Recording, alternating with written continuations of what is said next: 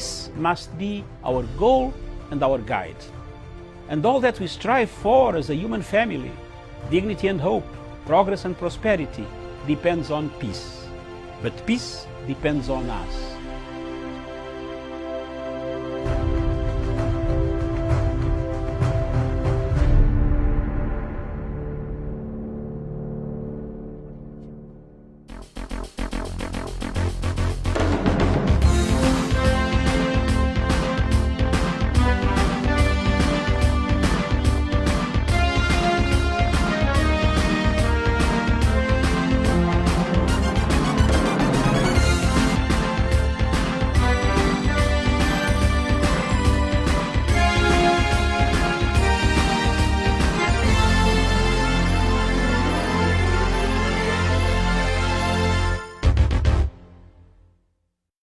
I will start with the British newspapers.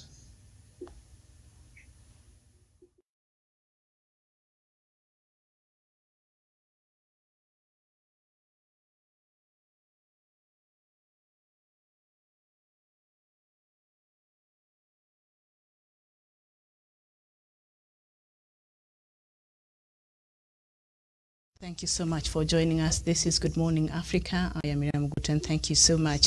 And I'll take us right to the command center where Dr. Matanga shall be leading us with the rest of the show.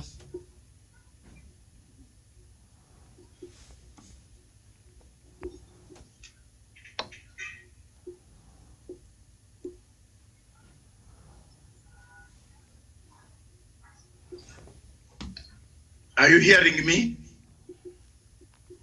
Stephen? Yes, yes. Yeah, we can hear you. Stephen? Right. So as we...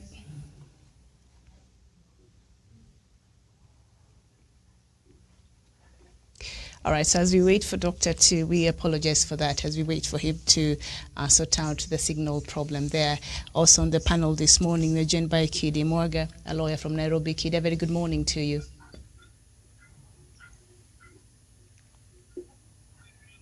You can go ahead. Go ahead, I can't hear anything. Go ahead. All right, we are also joined Stephen. by... All right, we shall be right back. Yep.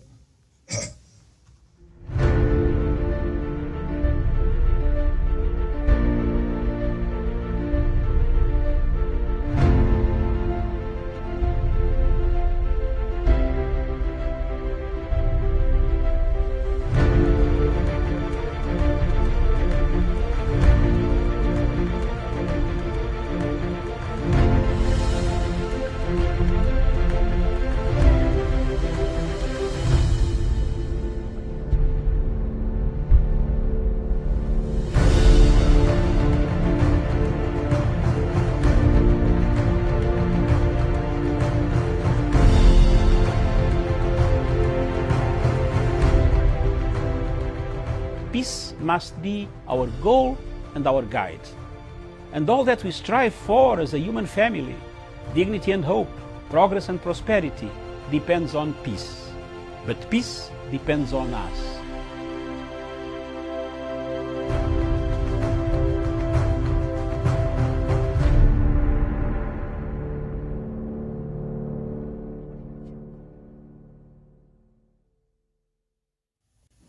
Good morning, Africa. Good morning, wherever you are on the continent of Africa. Thank you very much for watching Punchline Africa Television, broadcasting all the way from the Republic of Kenya in the general headquarters in Nairobi. Good morning, all of you, the panel. Good morning, right from the command center, political command center of Punchline Africa Television in London. Thank you very much, viewers, for watching us across the globe, wherever you are in Australia, in South America, in America, in New Zealand, in Tanzania, where things have changed to the worst. President Magufuli says there is now, take care, take cover. The thing is real strong. Good morning, Africa. Good morning, wherever you are in Meru. Good morning, wherever you are in all the parts of Kenya. Thank you in Nairobi, the CBD. Thank you very much, Kidi Mwaka, Javani Karanja, Douglas Karimi, and others who will be joining us. Thank you very much. This is Punchline Africa Television, broadcasting all the way for Africa, with Africa by Africa. And that is our motto. We stand for Africa, we defend Africa, and this is why we are going to do this Good Morning Show. Today's Good Morning Show touches, one, the newspaper headlines that will be conducted by Miriam Ogutu in Nairobi. I will do the part of other international newspapers from London, all those in Britain and other parts of the world. And after that, each panel or each panelist on the panel will have time to make a comment. If you have any story that you find out in the Kenyan newspaper that you feel it is a story that has touched you, instead of wasting a lot of time, pick that story and talk to us.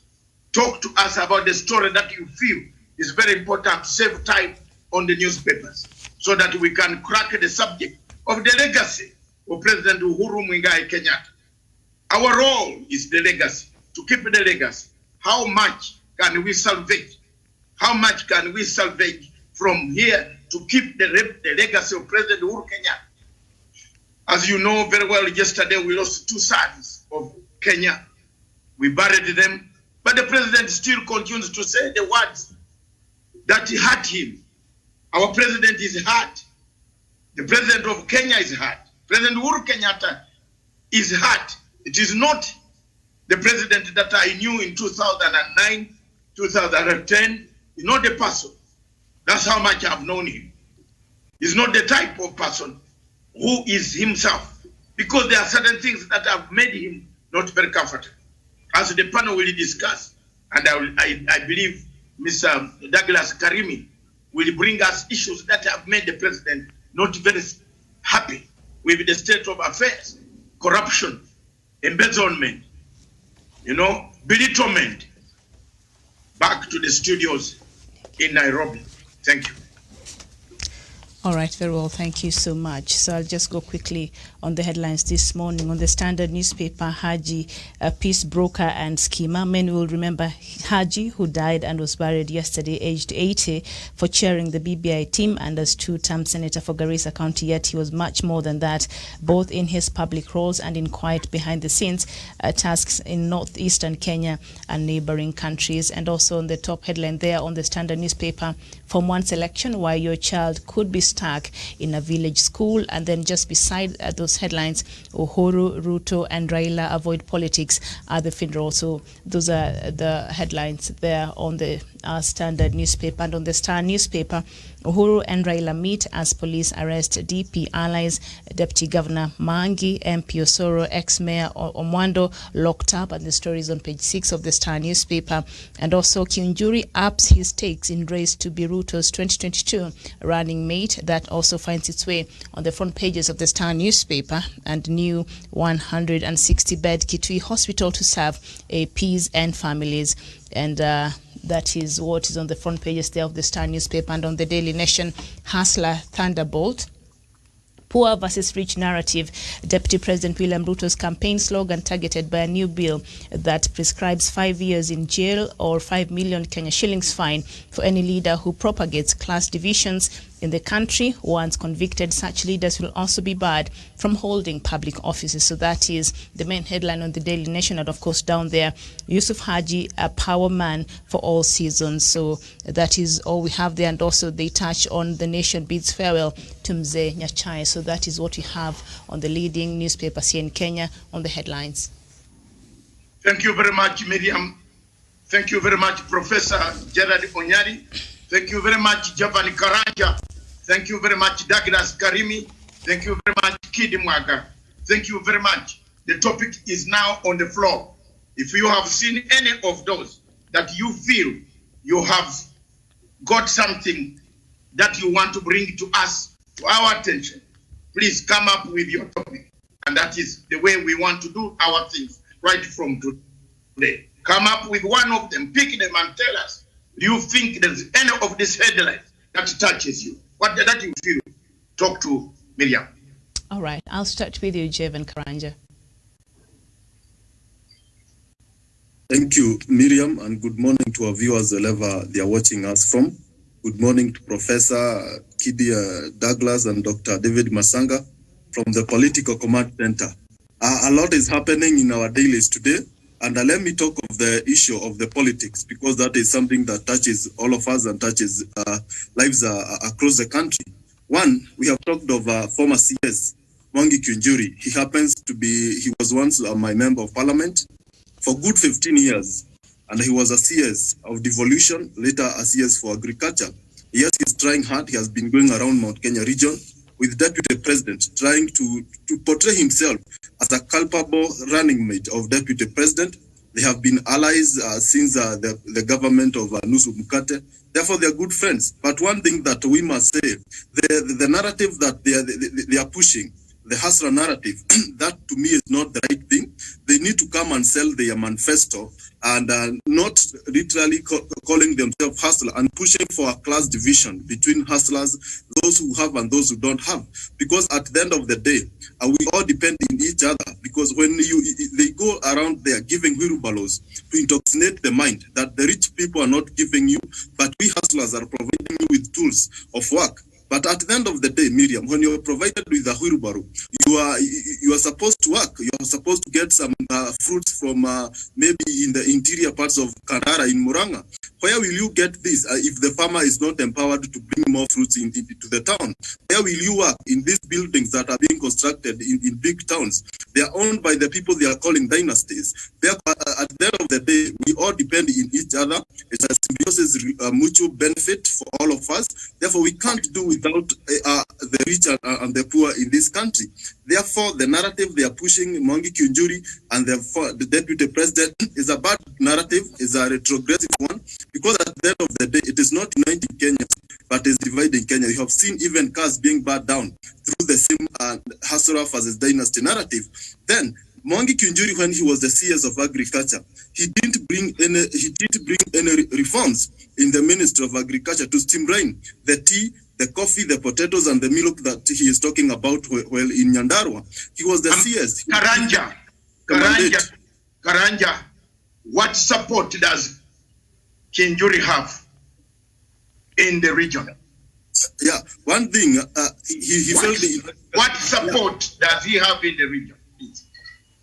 He has zero support, because the last time he tried to run for governor in Laikipia County, he was position number 3. Therefore, he's a man who has no concrete support. He is just running without any support. In fact, he is using his political experience at being in the political terrain for 15 years and being CS for 5 years. I think that is what he is riding on. And the new party that he has formed, TSP party, a party that has no structure, a party that has no office in Laikipia County. It's a party that stands in air. Therefore, at the end of the day, this is a man who has been known to overrate himself. And he was saying that he is the next big thing after President Uhuru Kenyatta in Mount Kenya region. But we have seen the likes of William Kabogo, who are coming out clear to speak to the minds of Mount Kenya regions. And today he was in Oro TV, FM. And when you listen to him and his support for BBI... We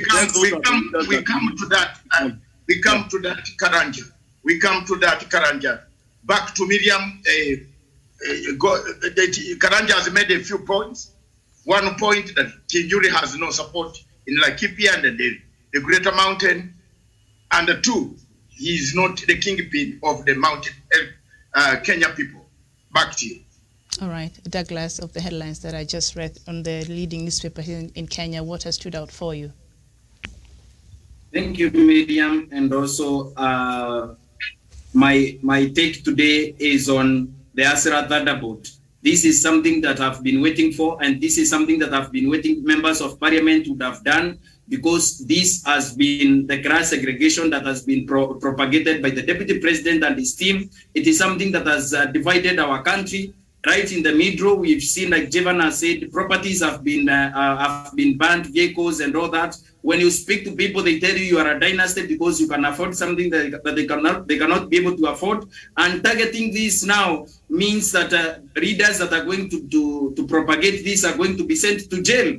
And this is something that now, so that Deputy President William Ruto can get something of a concrete manifesto that he can sell to the people of Mount Kenya and also across the nation. For example, people in Mount Kenya are asking this very simple question: what is the Deputy President going to do for the people of Mount Kenya? Instead of telling us he's going to give our graduate children wheelbarrows, whereas he cannot give a wheelbarrow to his son or daughter, the people of Mount Kenya are asking, what is the Deputy President William Ruto going to do for the people of Kenya? In 2013 and 2017, we earned the Jubilee Manifesto that was talking about sports, that talked about women empowerment, youth empowerment, and all that. But at the end of the day, when this Asra narrative, Asra versus dynasty narrative is curtailed and also tamed through this bill in parliament that is going to be tabled in parliament, we are going to experience a reprieve, because at the end of the day, our country has been divided right in the middle by none other than the Deputy President William Ruto, a man who has never earned any kind of employment apart from working for government and also associated agencies. And since 1992, Deputy President William Ruto can no longer claim to be an Asra that he calls other people dynasties because they have something. Even in Deputy President William Ruto, he has a lot of money that he cannot be able to account for. We need to be able to come to the root cause of the same and tell Kenyans the truth, that he has been lying to them and is sorry, so that he can apologize to people of Kenya. Because as leaders continue operating from that kind of a narrative, they are going to be upheld and also held into account. And this is what we want. I want to join those people that want to hold the Asra narrative, propagators led by William Ruto, into account, because this is what is going to unite our country, and this is not this is what is going to take our country forward, Miriam. Because Miriam, when I wake up very early at 4 a.m. in the morning and work on my wealth, and someone does not work for their money, I cannot be termed as a dynasty. I'm a hardworking citizen who is propagating the culture of hard work and also self-sustenance as a citizen, instead of being branded a Asra or a dynasty and all that. We need to unite Kenyans based on ideas, based on ideologies, based on what we shall do for Kenyans when we get elected as president, deputy president, and all that. And even the people that support Deputy President William Ruto in Mount Kenya should tell us what Deputy President William Ruto is coming to do for us as a people, and even across the nation, not telling us dynasties have been taking our properties for the last 57 years and all that. We need to be able to sanitize our country and bring order back to our country and our politics, Miriam. Thank you. All right, very well. Thank you so much, Douglas Kirimi. Ekidi, what has stood out for you in the headlines I just read a while ago? I think it's the attempt to criminalize the hustler narrative. Yes, well, I must say from the outset that political experience, political history demonstrates that may not be the surest path to containing the hustler narrative, because there is a way that human beings are generally attracted to things that they are stopped from. So I think that with those people who are opposed to this hustler narrative can invest in sufficient intellectual verb to counter the hustler narrative, because hustler narrative is an inherently flawed one. It does not speak to substantial issues, and I think it is a narrative that can be contained through intellectual discourse rather than through use of criminal justice system. Thank you. All right, very well. Professor Jared Onyari, a very good morning to you, sir. Thank you, Miriam. What has stood out for me in today's headlines is that, and we have said it here before, that we should be very careful, Miriam, that in whatever we do, we should not be able to do our things on class war. God created the poor and the rich, and you have to work hard to have what you have.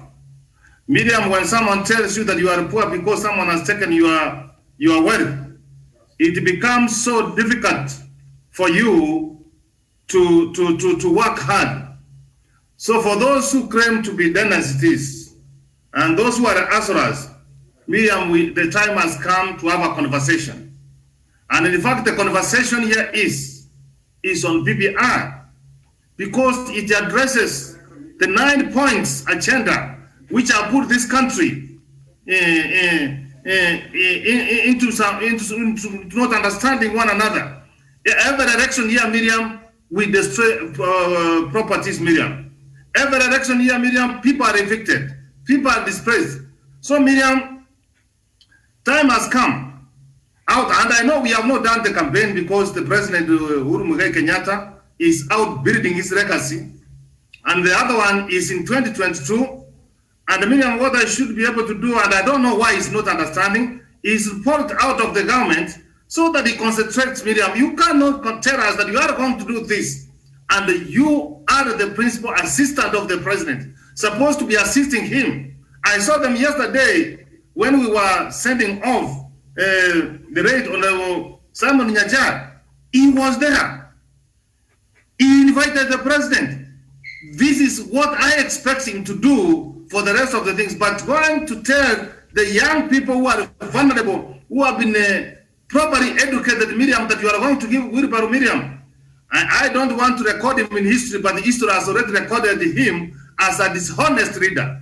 And in fact, yesterday, he gave a confession that when he tried to tamper with Simon Nyajar disciplined him, and he had to go to Simon Nyajar's home to ask for apology. So he's not of good character, and this is exactly what is doing to President Uhuru Kenyatta, because that's who he is. He does not respect leaders. So as our nation, Miriam, Kenyans who love this country the way I do, we should condemn it day and night, because you cannot tell our children that you want them to be conmen, trickster, dishonest people, fraudster. Name all of those names. But I know, Miriam, when you look at him, that's who he is. Because there are some animals, Miriam, which God created, they walk in the night. And there are some which walk in the day. They cannot. Those who walk, they walk in the night. When they're in daytime, they don't see. And those which see in daytime, in the night, they don't see. That's who William, the deputy president, is. How I pray that the young people, and we are using this conversation, and I thank Dr. Masanga for bringing this kind of topic so that we sound warning the people of Kenya. I submit, Miriam. All right, back to you, Doctor, at the political command. Thank you very much, Miriam. And thank you very much, Miriam and the panel. First, there is something that is very clear from yesterday from these headlines. President Uhuru Kenyatta said, and I want to quote, something that seemed to be, people are not picking it. I want you to look at this statement. He said, Mzee Nyechai was a disciplined and honest man. He expected others. He expected of others what he expected of himself. He did not talk at people and do the opposite. In this statement, the president was very clear. He was referring to his deputy. He was referring to his deputy. And the Kirimi, that is your ammunition. Yesterday, the president referred to the deputy. He talks something. He goes and tells the people about wheelbarrows. When he comes back, he says he's very much inside. There is one question that I want to leave the panel today, and maybe they can discuss it in later tomorrow or evening. Doesn't the deputy president sit in the cabinet? He does. Doesn't the deputy president run one of the branches of committees of the cabinet? He does. Didn't the cabinet of Kenya approve BBI and the 9 points and the handshake? It did.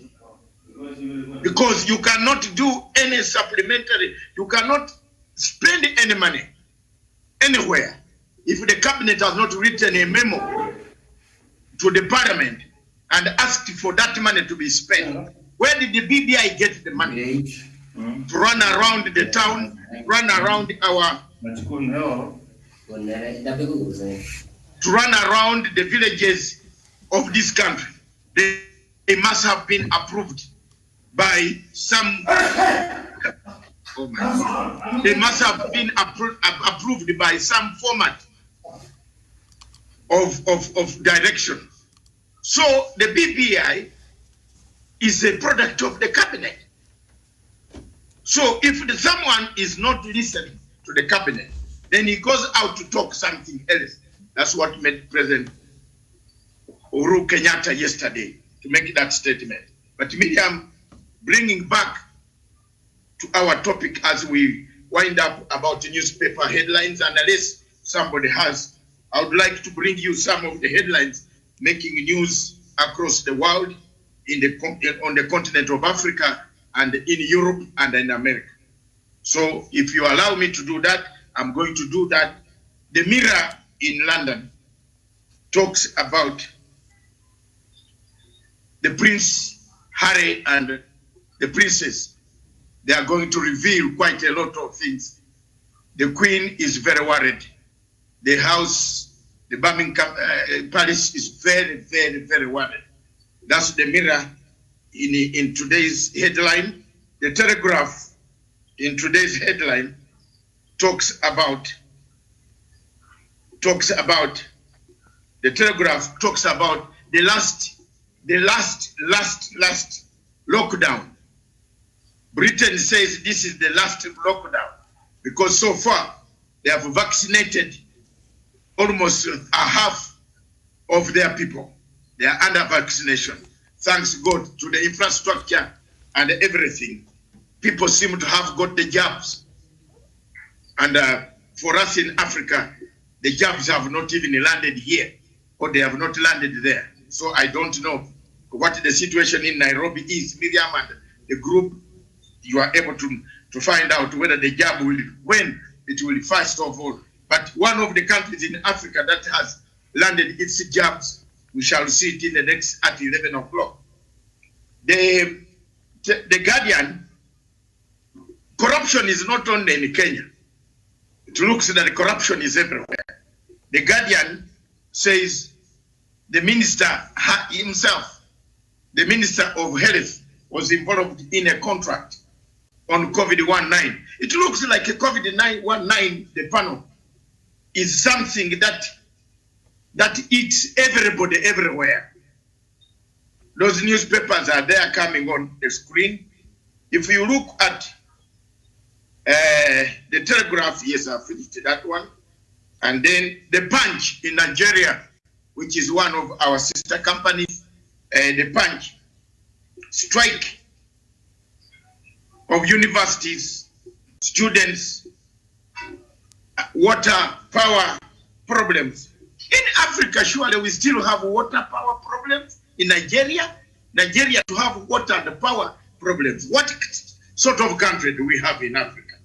As you look at these topics, then we have the nation, North Governors, this is the nation of Nigeria. They're meeting in Ibadan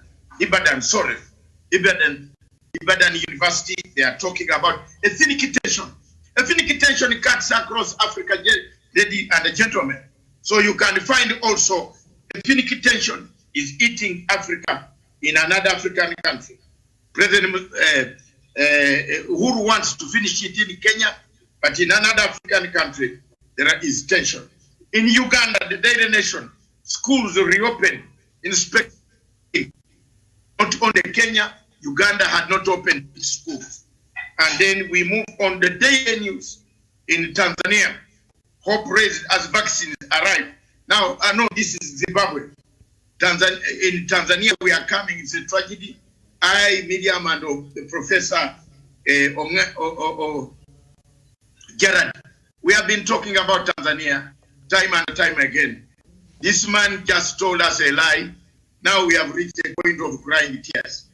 He has now opened, I swear, Africa, what bewitched us, what killed us in Africa, is the same thing that we are crying here on this platform.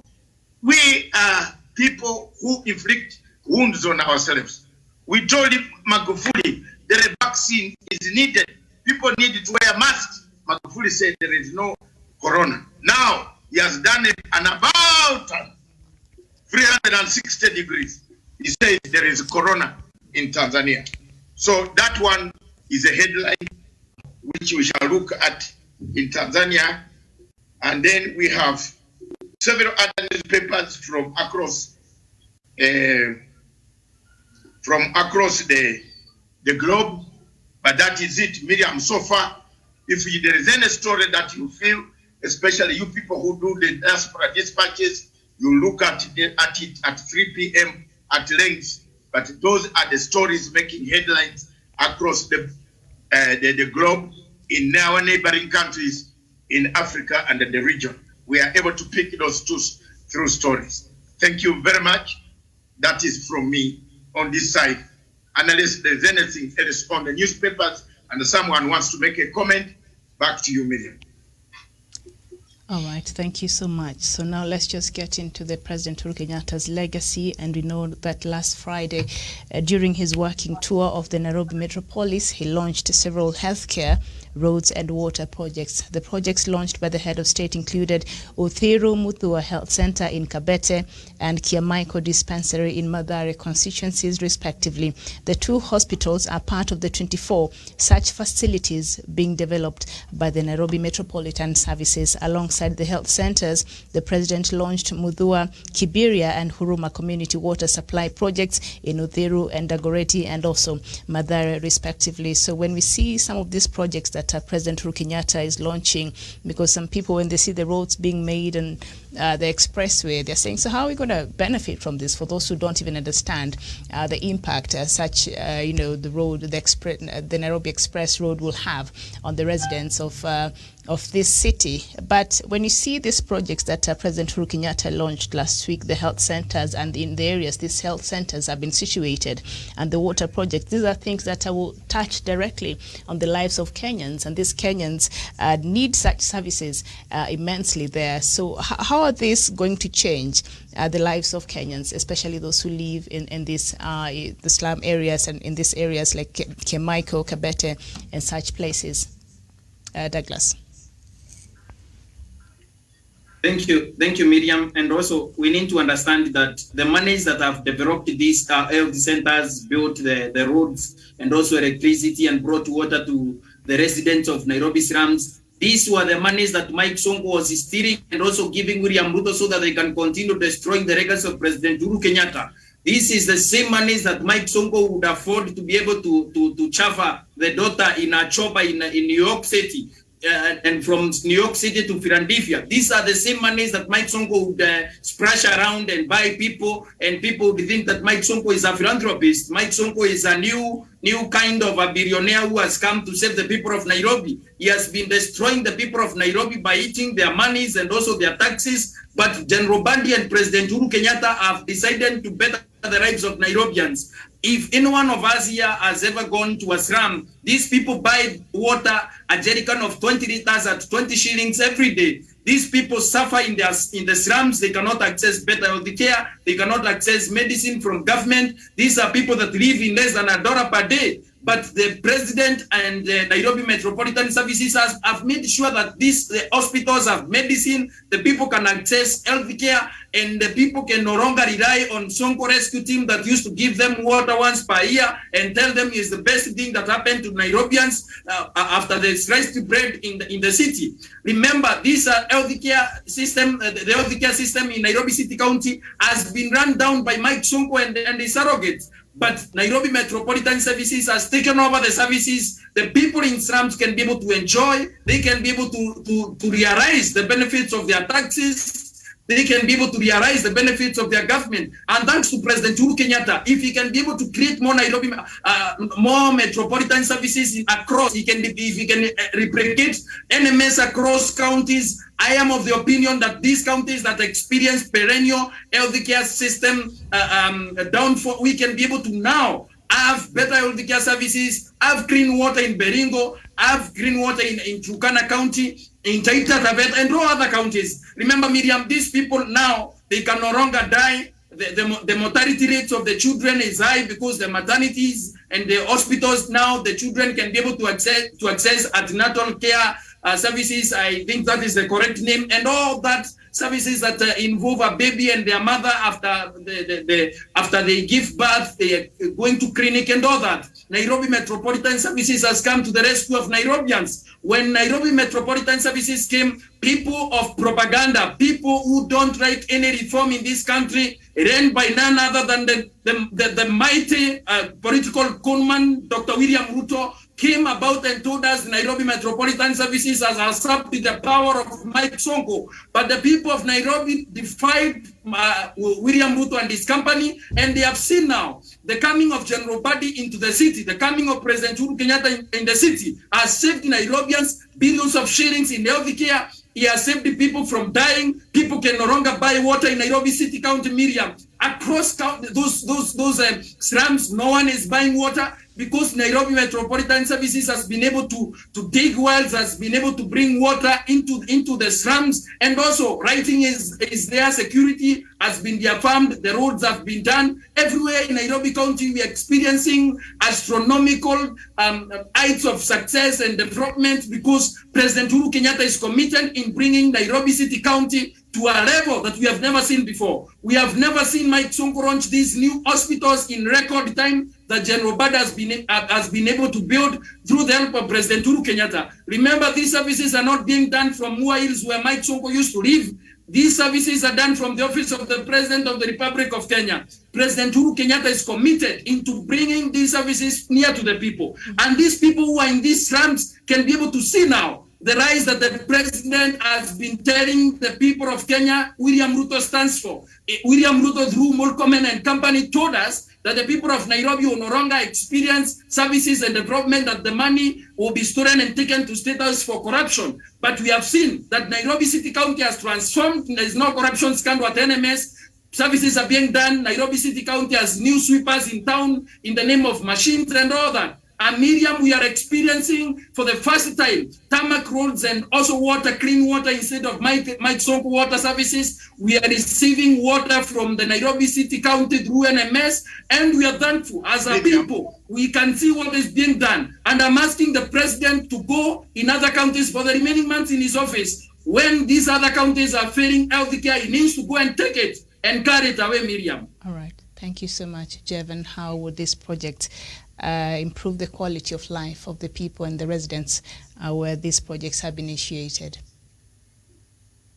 Thank you, Miriam. One thing that we have seen is that we have been realized how a corrupt free leader can bring development in this country. Why was this development not coming into reality when Mike Sonko was in office? Is because of the corruption. Today, NMS has come and proved out that corruption is something that eats this country, and if it dealt with completely, this country will develop.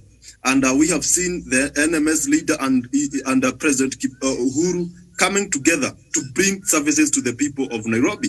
Therefore, Miriam, that kind of environment where leaders can work freely without engaging in corruption, where they can work to bring development to all parts of this country.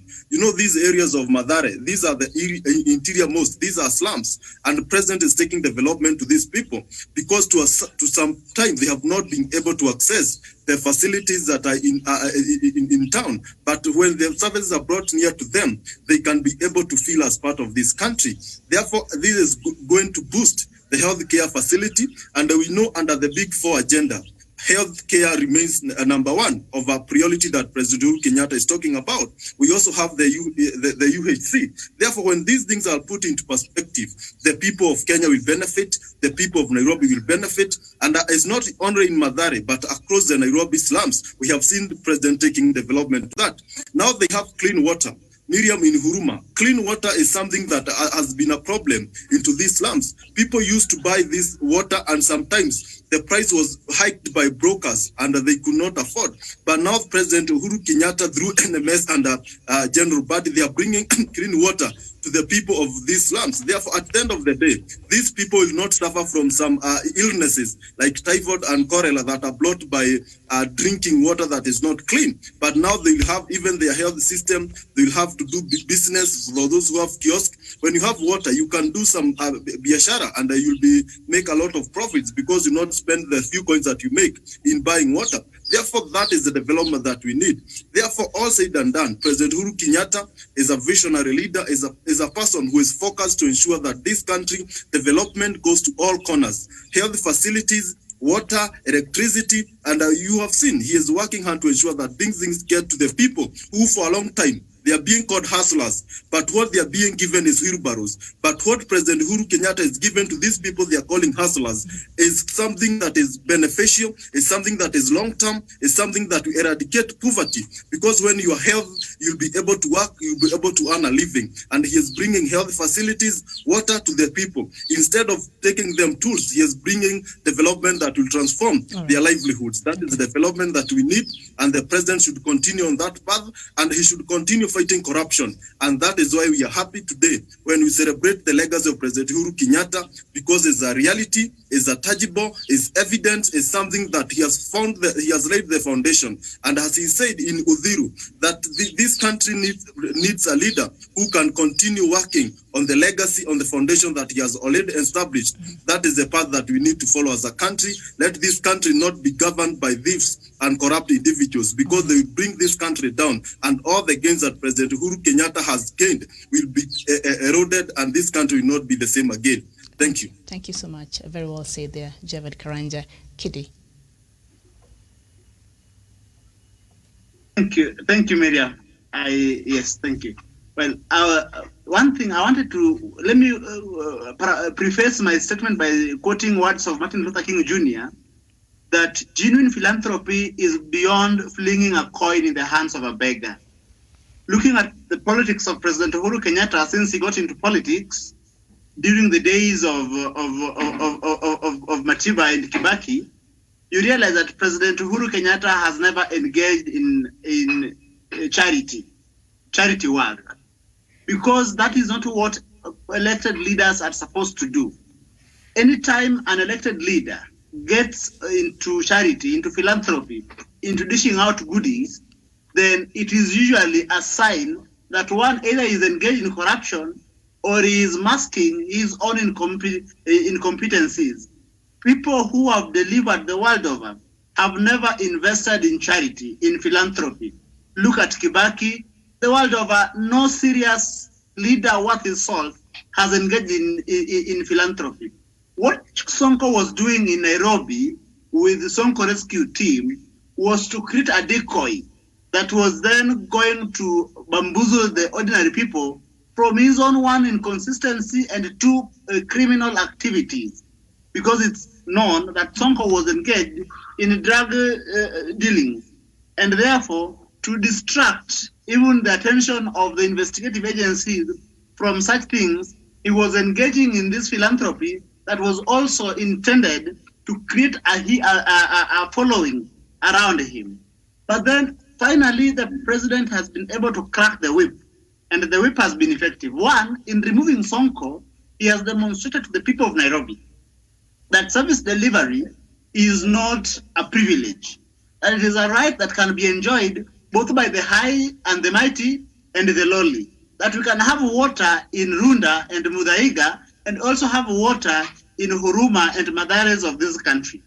I think it is a wonderful start, and that going forward, as we also seek to align ourselves for our better selves, by, for instance, sticking to the dictates of the Constitution, also ensure that people have services, so that as NMS is doing its work, it should be a pointer in the next elections that it is incumbent upon the people of Nairobi and all other devolved units to make sure that they elect people with capacity to deliver. Thank you. Thank you so much. Professor, how do you rate, or how do you judge President Uhuru Kenyatta's legacy so far, and also if you can just see what NMS is doing? Miriam, you have reminded me 30 years ago when I was in the National Youth Service. I did not know that. It was a qualification to go to university, and when you were on the last on the queue and you are marching on, and then the one the instructor say about turn, Miriam, you find yourself becoming number one. I have no words to say. We have had presidents 1, 2, 3, 4. If we say about turn, And through President Uhuru's legacy, Miriam, Uhuru becomes number one. Why? He has built on the foundations of the founding fathers of this nation. His father, when he was giving us the Grand Code, he said that we fight ignorance, we fight poverty, we fight disease. Miriam. If you see this man coming up with the hospitals, Miriam, the health centers, what does it tell you, Miriam? Is specifically addressing sustainable development goal number 3, which talks about, Miriam, we need to have good health and good well-being. So he's not only a Kenyan, he's committed to what the international community, Miriam, the United Nations, Miriam, have agreed what we need to do in terms of SDGs, Miriam, and where we want to take this country by 2030. Miriam, when you go to Vision 2030, Miriam, what kind of hospitals we envisage to have by 2030? President Uhuru Kenyatta is on course. When you come to the Big Four, Miriam, he is on course. Miriam, history will come to record President Uhuru Kenyatta very well, Miriam. Mm-hmm. We proceed to say, Miriam, a health nation is a wealth nation. Because, Miriam, if we are well, we mean we can go to work and make wealth. And that's one way, Miriam, of even addressing sustainable development goal number 1. We eradicate poverty and hunger. Because when people are healthy, Miriam, we are able to attend to our work, Miriam. Miriam, what you know as I do, the water we have, Miriam, in the country, Miriam, even in Nairobi, it is clean water, but it is not safe for drinking. You can see with your naked eyes, it is clean water, but not safe to drink, Miriam. And President Uhuru Kenyatta, Miriam, has gone an extra mile to ensure that the people of Matara, the people of Oruma, the people of Nairobi, Miriam, that we have got in clean water to drink. Miriam, see the circus of this man who graduated from Simulatego, Miriam, and I can see he's on his way back there. Because if you people must be able to know that if you commit crime, Miriam, and the kiddie is listening to me, that crime must be punished. Did you see him coming with the Songo Rescue thing, the team with the water tankers going around in the city, Miriam? That is not how you take the country forward, Miriam. What President Uhuru Kenyatta doing, and the Director General, Miriam, the man whom I salute, they know what they do, they know what they need. So, Miriam, when you give water, people clean water and the clean sanitation, Miriam, is directly addressing to sustainable development goal number 6. Miriam, time will not allow, because other panelists have said that President Uhuru Muigai's legacy is rich. Is rich in fact, how I wish that his partner did not root all the money which is carrying on sacks giving the people. If that money could have been put in use, Miriam, I'm telling you, even every village in this country will be having a poll where people can be assured of having clean water, Miriam. The next thing we can be able to do, Miriam, to hand over to the next generation, Miriam, we have destroyed our environment. Climate change is here, Miriam. So the only reserve for water is down here, and Miriam, that is the way to go. I submit. All right. Thank you so much. And we know that... Thank you, Dr. Mm-hmm. Thank you. Professor. And we know that President Uhuru Kenyatta had, as a country, we had a very eventful 2020. But despite the challenges that came with COVID-19, he still made time to launch a number of multi-billion projects there in line with his legacy and how he wants to change Kenya's life and how he wants to be remembered after his term has come to an end. And last year in November, the Ministry of Transport signed 1.15 Kenya shillings, a billion Kenya shillings deal agreement with Spanish firm Malocan Railway Services to acquire 11 DMUs. Those are diesel multiple units, the trains there, and 5 coaches and spare parts, and that will go a long way in boosting the railway transport in this country. Doctor, end it for us. Thank you very much, our viewers and the panelists. I want to take away whatever you have said this morning. First, I want to thank the panel for having participated in this show. But the points are very clear. Writing in my daily column of 5 a.m. every morning, a friend of mine, a diplomat who came to see me, told me how Nairobi had transformed into a city, a hub. How Nairobi has changed, how the roads have changed, how the streets have changed, how the cleanness is coming back. A friend of mine told me, father said, if given time, in 2 to 5 years to come, Nairobi will be one of the best flourishing cities of Africa. It is therefore very, very important for the people of Kenya, Nairobi in particular, to thank President Uhuru Kenyatta for the legacy, for trying to bring back sanity. 30, 40 years ago, or 50 years ago, Nairobi was the city where people wanted to come for their honeymoon. Nairobi was a shining star of Africa. Buses were working on time. Railway was clocking on time from Mombasa to Kampala. You could sit in your coach and eat, enjoy with your family, the whole family. Whether you have 10 children, they would fit in one cubicle until you reach Mombasa, enjoy your holiday without bothering whether you will be able to go back home. Situations have changed. Situations are coming back. President Uhuru Kenyatta's legacy has brought these changes. His legacy and the team that works with the president, as the panel, as Miriam has just said, infrastructural challenges were part of Nairobi's nightmare. Healthcare services were part of Nairobi's nightmare. Hospitals are springing up. Maternity wards are springing up. Dispensaries are springing up, coming back. Water is being given to the people of Nairobi. Indeed, this is what we call leaving a legacy, a change that one day whoever takes over from President Uhuru Kenyatta continues with the type of work. And it is true, that's why President Uhuru Kenyatta says he cannot hand over power to a thief who will steal the pipes, a thief who will carry the pipes and take them to build his own house, and then go around and tell the people, I have built a mansion in Sungoi.